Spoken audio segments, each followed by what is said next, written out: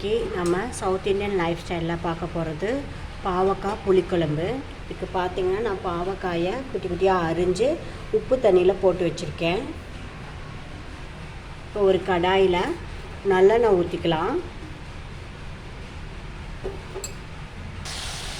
தண்ணியெல்லாம் நல்லா வடிச்சிட்டு அந்த எண்ணெய்க்குள்ளே போட்டு நல்லா ஃப்ரை பண்ணி எடுத்துக்கலாம். அப்போ தான் அந்த கசப்பு இருக்காது.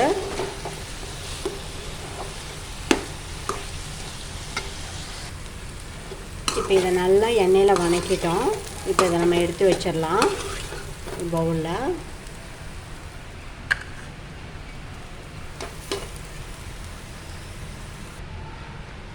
மறுபடியும் அடுப்பில் கடாய் வச்சுட்டு அதே கடாயில் இன்னும் கொஞ்சம் 2 ஸ்பூன் நல்லெண்ணெய் ஊற்றிக்கலாம். 1 ஸ்பூன் வெந்தயம், கொஞ்சம் கடுகு, அடுத்து வெங்காயம் போட்டுக்கலாம். வெங்காயம் கருவேப்பிலை போட்டிருக்கேன். 4-5 பல் பூண்டு, கொஞ்சம் பெருங்காயத்தூள். வெங்காயம் நல்லா வதங்கிடுச்சு. இப்போ நம்ம தக்காளி ஆட் பண்ணிக்கலாம். நான் 2 தக்காளி நல்லா பொடியாக நறுக்கி வச்சுருக்கேன். இப்போ தக்காளி நல்லா வதங்கிடுச்சு. நம்ம வதக்கி வச்ச பாவக்காய் இதில் ஆட் பண்ணிக்கலாம். இப்போ மசாலா ஒன்றா ஆட் பண்ணிக்கலாம்.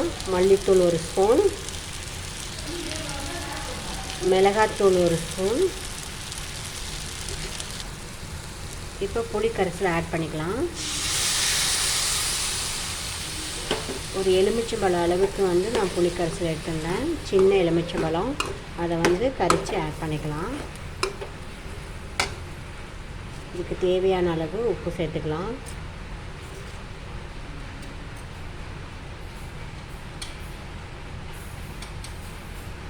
அடுத்து மஞ்சள் தூள்,